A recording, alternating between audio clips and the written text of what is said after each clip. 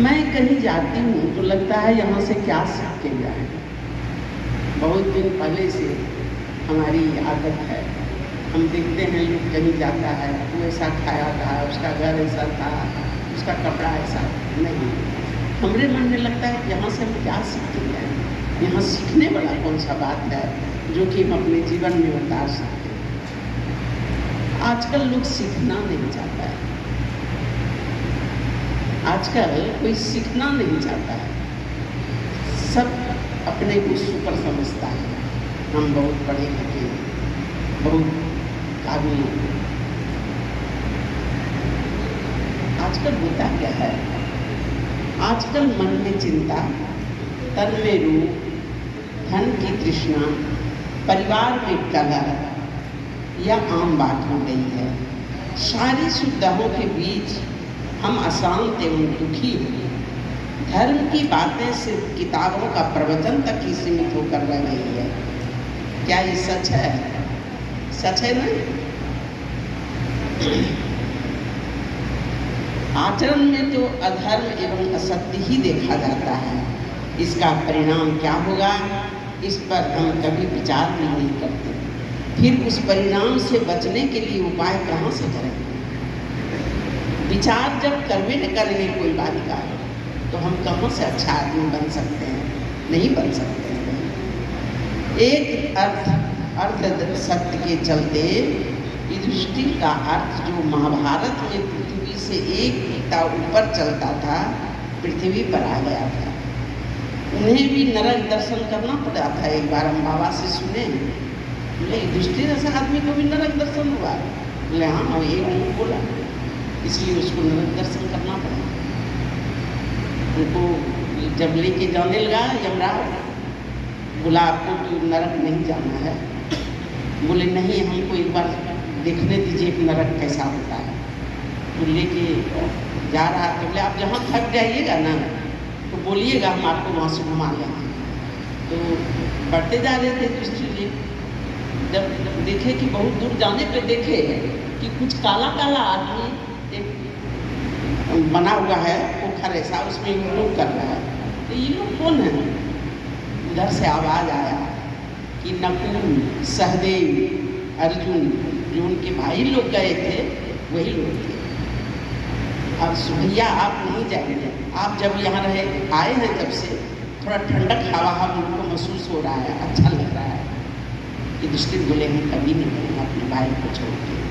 और उन सबको युधिष्ठिर के चलते जाना पड़ा वन में, सबको लेके गए। एक धर्म अर्थ धर्म के चलते युधिष्ठिर का रथ जो महाभारत में पृथ्वी पर एक बीता ऊपर चलता था, पृथ्वी पर आ गया। उन्हें भी नरक दर्शन करना पड़ा। गलती से एक असत्य व्यवहार से राजा निर्ग को गिरगिट बनना, गिरगिट होने में जाना पड़ा। जय विजय को जो भगवान के पार्षद थे, सनत कुमार के साथ अनुचित व्यवहार के कारण पृथ्वी पर 3 जन्म लेना पड़ा। जब ये महान लोग अपने कर्म फल से नहीं बच पाए, तो सोचिए हम लोग जो पग पग पर धर्म का विरुद्ध आचरण करते हैं, उसकी क्या गति होगी। इसीलिए मेरे प्यारे भाई बहन, बिना विचारे कोई काम नहीं करें। धर्म अधर्म के बारे में रोज सोचो, आज हम क्या किए, कोई अच्छा काम किए? अगर कोई अच्छा काम हम आज किए, आपके भीतर में जो नारायण बैठे हुए हैं वो बता देंगे कि आप अच्छा काम। बोलिए किसी को मत, चरण में समर्पण। बुरा काम किए वो भी बता देंगे, हमको ऐसा नहीं बोलना चाहिए था, हम क्यों बोले। आप अपने गुरु को कह दीजिए और गुरु माफ़ कर देते हैं। और फिर कल आप कुछ गलती को नहीं कीजिएगा। ये मेरा अनुभव है, इसलिए हम आपको बोल रहे हैं। जब ये महान लोग अपने कर्म फल से नहीं बच पाए, तो सोचिए हम जो पग पर धर्म का विरुद्ध आचरण करते हैं, उसकी क्या गति होगी। कितना नरक भोग करना पड़ेगा। हम लोग धर्म की बातें नहीं जानते, ऐसा नहीं है। झूठ बोलना, चोरी करना, धर्म पर चलना बुरा है, यह तो जानते हैं, सबको ही जानते हैं। झूठ बोल रहे हैं, हम भले कहें कि नहीं सच बात करते हैं, लेकिन नहीं, हम जान रहे हैं कि हम झूठ बोल रहे हैं। झूठ से बचिए, झूठ मत बोलिए। और जो साधन करता है ना, उसका धीरे धीरे झूठ बोलना कम हो जाता है या चला जाता है, झूठ नहीं बोलता है। लेकिन फिर भी हम सत्य और धर्म पथ पर चल नहीं पाते, फिर हमारा उद्धार कैसे होगा? इसका एकमात्र समाधान है योग। आज का योग शिक्षा एवं व्यवसाय बन गया है। शरीर स्वस्थ रखने के लिए इसे विशेष रूप से प्रसारित किया जा रहा है। हमें समझना होगा कि शरीर और मन दोनों एक दूसरों के पूरक हैं। मन तनावयुक्त होगा तो शरीर रोगग्रस्त अधिक होगा, और मन शांत होगा तो शरीर भी स्वस्थ रहेगा। यह सिर्फ योगाभ्यास से ही संभव है। क्रिया करने से क्या नहीं हो सकता। बाबा कहते थे कि कल्प वृक्ष है, क्रिया करो। हमारे गुरु महाराज भी आते थे, बताते थे क्रिया करो। बाबा के साथ मैंने इतना जीवन बिताया। बाबा हमेशा कहते थे क्रिया करो। योगाभ्यास से संभव है, जिसे गुरु मुख से जाना जाता है। श्रीमद् भागवत के द्वितीय स्कंद में सुखदेव मुनि ने राजा परीक्षित को इसी योग को बतलाया था तथा भगवान की कथा सुनाई थी, जिससे वे 7वें दिन तक्षक के डसने से पहले ही मुक्त हो गए थे। यही योग यमराज ने नचिकेता उनके पुत्र थे, नचिकेता को बताया था, जिससे वे मृत्यु को रहस्य को जान गए थे। शिव पुराण, रामायण, उपनिषद में इसी योग की चर्चा है। महात्मा गांधी, विवेकानंद, सुभाष चंद्र बोस, जगदीश चंद्र बोस आदि महापुरुष योग के बल पर ही देशभक्त बने थे। तो हम लोग पढ़ते हैं और जानते हैं, और साधन करने से नॉलेज बढ़ता है। कोई बात पढ़ने से आ जाता है, रहता है, दिमाग में रहता है बात। जो साधन रोज करेगा वो जल्दी भूलता नहीं है कोई बात को। भक्त कबीर, भक्त रैदास सभी योगी थे। योग की अनेक क्रियाएं हैं, इसीलिए इसे योग क्रिया योग भी कहा जाता है।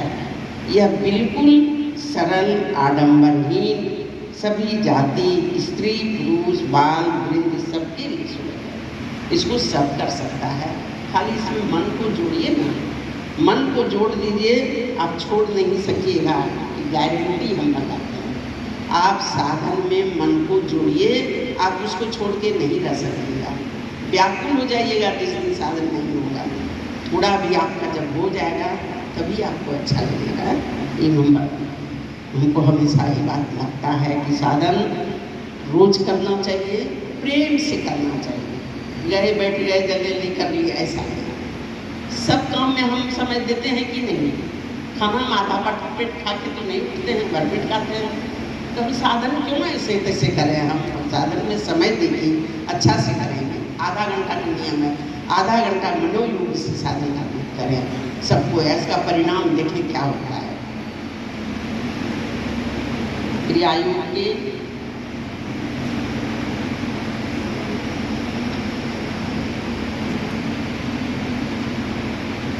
नियमित अभ्यास से सद्गुण बढ़ता है। आप लोग भी अपने में अनुभव करते होंगे, पहले हम क्या थे और अभी हम क्या होंगे। अपने को देखिए ना, दूसरे को देखने की जरूरत नहीं है। अपने को देखिए, पहले हम क्या थे और अभी हमारा स्वभाव में कितना बदलाव आया। नियमित अभ्यास से सद्गुण बढ़ता है, जिसके प्रभाव से मन शांत होने लगता है।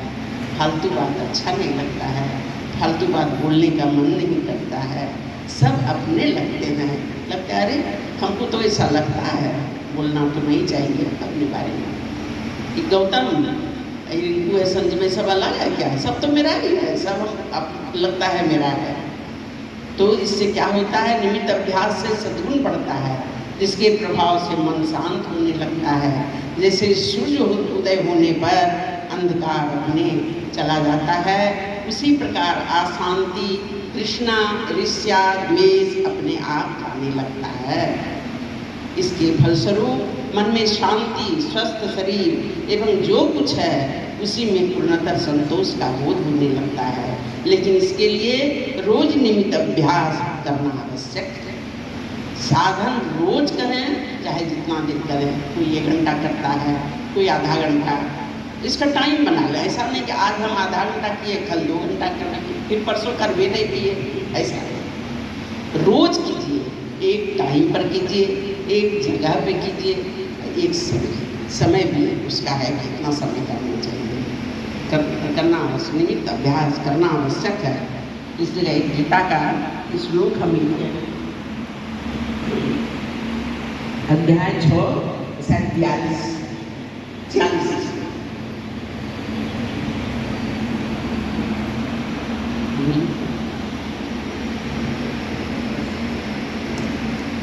तपस्वीभ्योऽधिको योगी ज्ञानेभ्यो मतोऽधिकः कर्मेभ्यश्चाधिको योगी तस्मात् योगी भवार्जुनो। तात्पर्य है योगी तपस्वियों, ज्ञानियों और कर्मियों से भी श्रेष्ठ है। इसीलिए हे अर्जुन तुम योगी बने। मैंने इधर कल्याण पत्रिका में एक चित्र देखा था।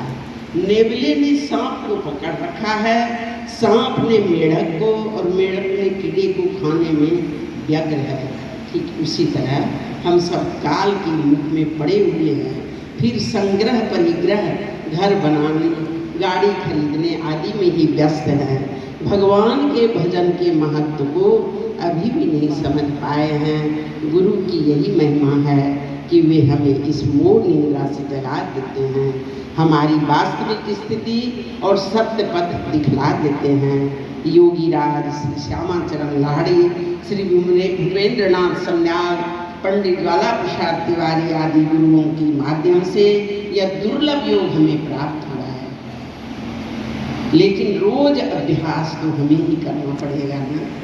अभ्यास मेहनत नहीं करेंगे तो कैसे होगा। कोई काम खाना बनाने के लिए अच्छा खाना खाना है, उसे के लिए चौका में जाना पड़ता है, मेहनत करना पड़ता है, तब अच्छा भोजन मिलता है। कोई काम में अगर हम मेहनत नहीं करेंगे, साधन में मेहनत नहीं करेंगे तो कैसे होगा। मेहनत करना पड़ेगा भैया। अभ्यास तो हमें भी करना पड़ेगा। नियमित योगाभ्यास, संयमित जीवन सहित रोज भगवत स्मरण करना होगा। चाहे जैसे हो, स्वाध्याय से, जप से, पूजा से, सत्संग से, भजन से, प्रवचन से, यही इस जीवन में सुख, शांति एवं संतोष प्राप्त करने का एकमात्र उपाय है। करते रहिए, कुछ कीजिए, भूलिए नहीं, उनको एक क्षण नहीं भूलना है। कभी जप कर लिए थोड़ा, कौन जान रहा है बगल वाले के हम क्या कर रहे हैं। कभी थोड़ा आँख बंद करके उनका चरण कमल को याद कीजिए, कभी मुख का याद कीजिए, कभी कुछ पढ़िए, कभी सत्संग का कोई बातें कर लीजिए। आज ही का कर्म कल का भाग्य बनेगा, इसीलिए कल तो अपने आप अच्छा हो जाएगा। अतः प्रमाद को त्याग कर हम नियमित साधन करें, संग के माध्यम से भगवान का स्मरण करें तथा हमेशा दूसरों का हित हो, ये कल्याण हो, ये भावना मानिए। दूसरे का कल्याण हो, अपना तो सब चाहता है। हम तो चाहते हैं कि मेरे बच्चे बहुत सुखी हो जाए, बड़ा आदमी बन जाए, अरे मेरा भी बने और दूसरे का भी बने। दूसरे का क्या होगा हम नहीं जानते हैं, मेरा तो हो नहीं जाएगा, तुम जानते हैं। हित कल्याण के लिए सोचें, फिर स्मरण करें तथा हमेशा दूसरों का कल्याण के लिए सोचें और कार्य भी करें। इसी से हम सबों का लौकिक और पारलौकिक कल्याण होगा। जय सर्वे भवन्तु सुखिनः, सर्वे सन्तु निरामयाः, सर्वे भद्राणि पश्यन्तु, माँ कस्यचित् दुःखभाग् भवेत्। सभी को मैं स्वप्रेम करती हूँ।